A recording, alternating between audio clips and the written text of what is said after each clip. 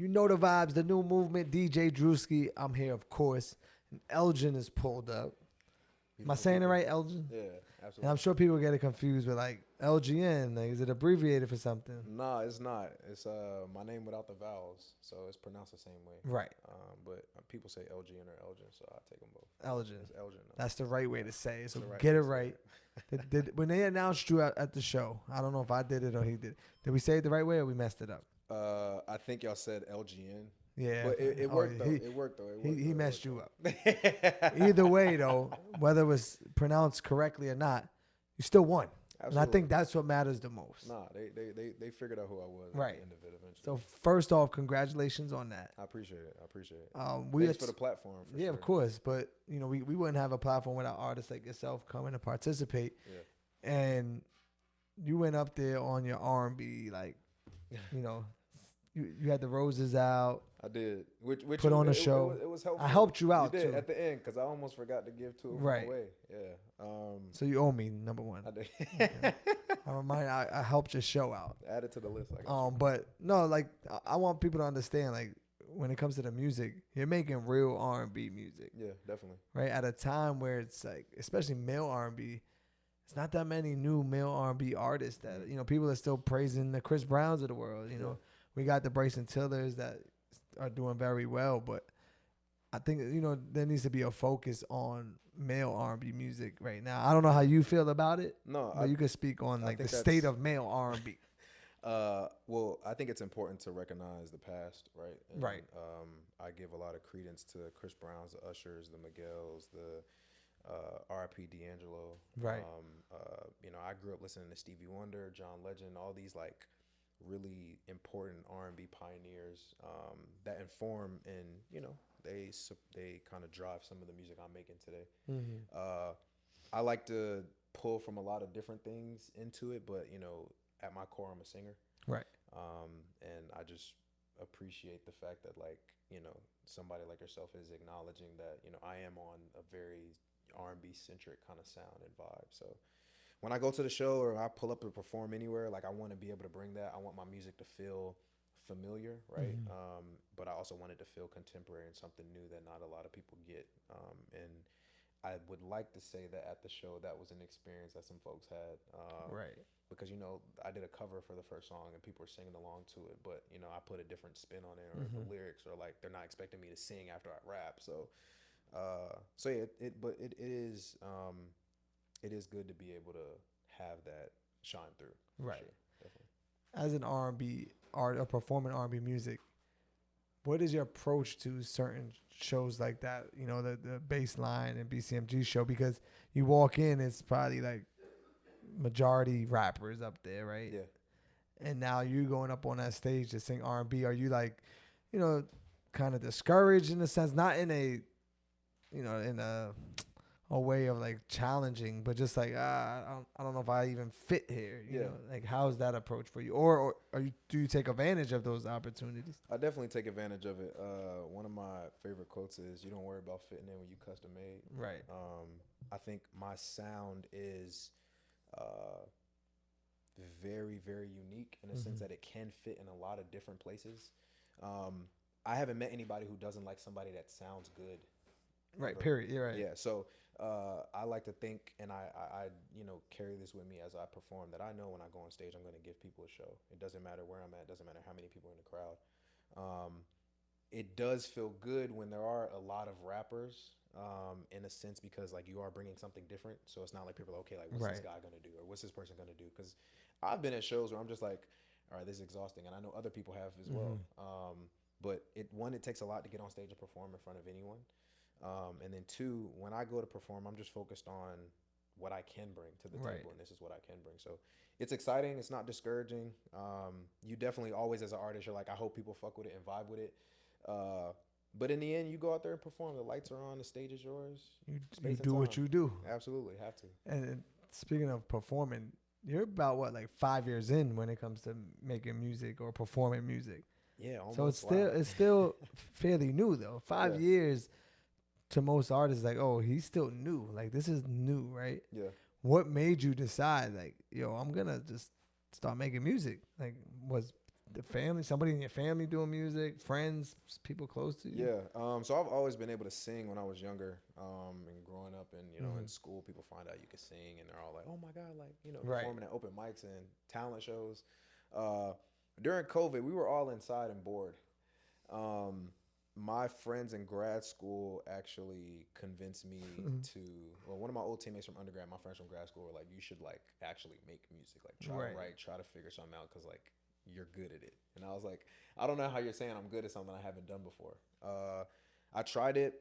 Came out with an EP in 2021 called "What Am I Doing?" Streaming everywhere. And the feedback that I got from that was astounding. And then the first show I did really just kind of made me like, okay, no, you need to like take this a bit more serious. Right. So yeah. You spoke about school.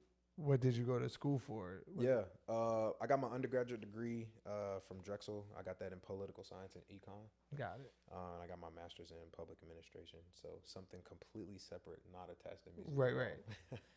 And I'm sure that wasn't purposely done. It just happened that music came at a time where you were already furthering your education. And I feel like a lot of creatives that I've met have talked about the experience of figuring out the thing that they like, and the thing that fits for them comes at a time that's either inopportune or they weren't expecting it. Right.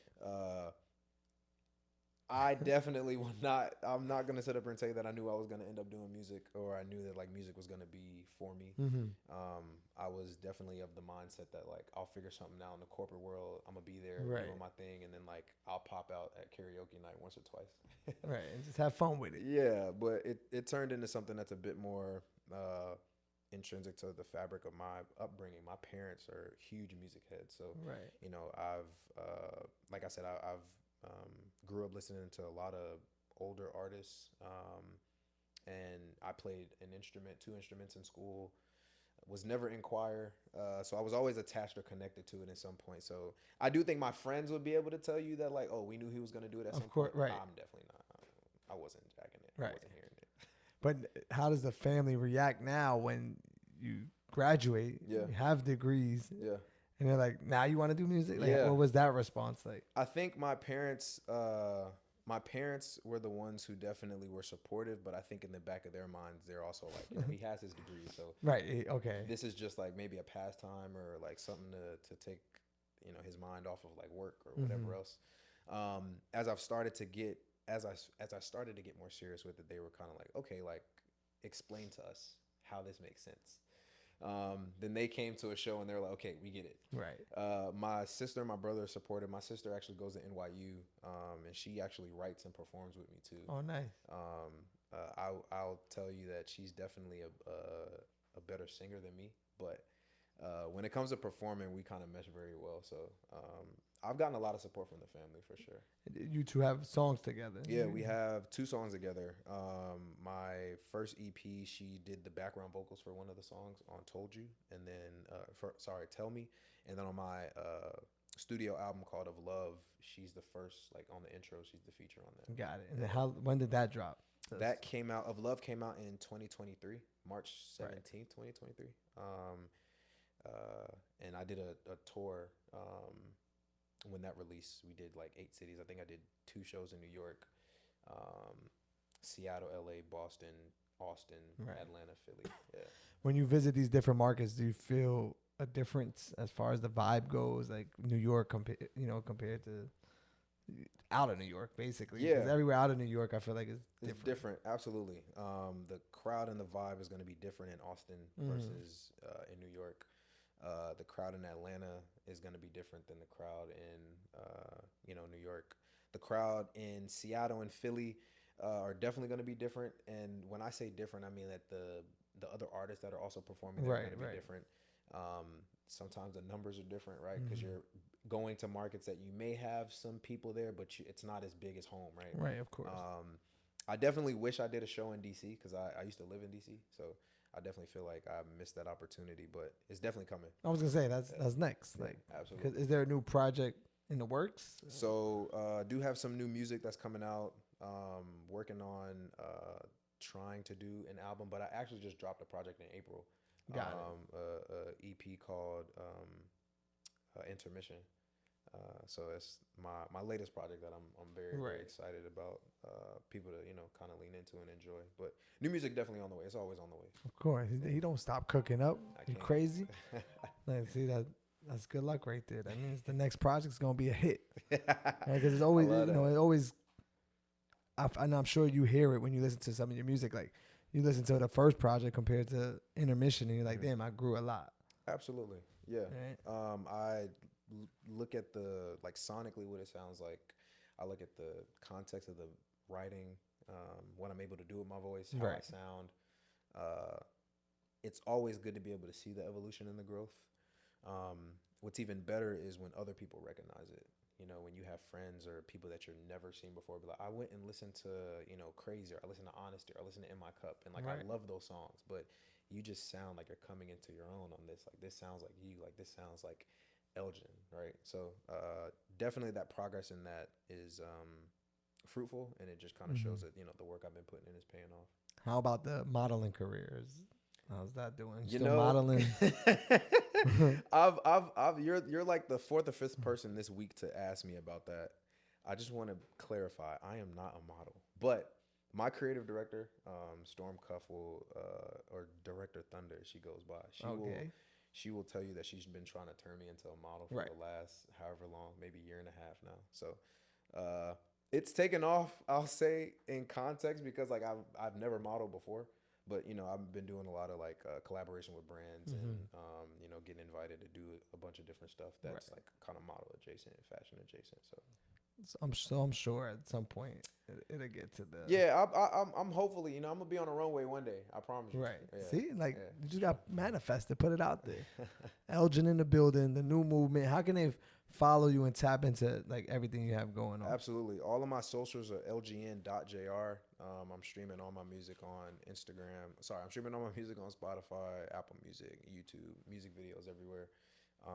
But yeah, lgn.jr on Instagram and TikTok. Any shows coming up? Because I know you love to perform. Yeah. We do have a show coming up soon. Haven't locked down the date yet, but that'll be plastered all over social, so they'll definitely get it soon. Yeah. So make sure you tap in, man. LGN in the building. Shout out to Baseline. Shout out to BCMG. DJ Drewski, the new movement. Peace.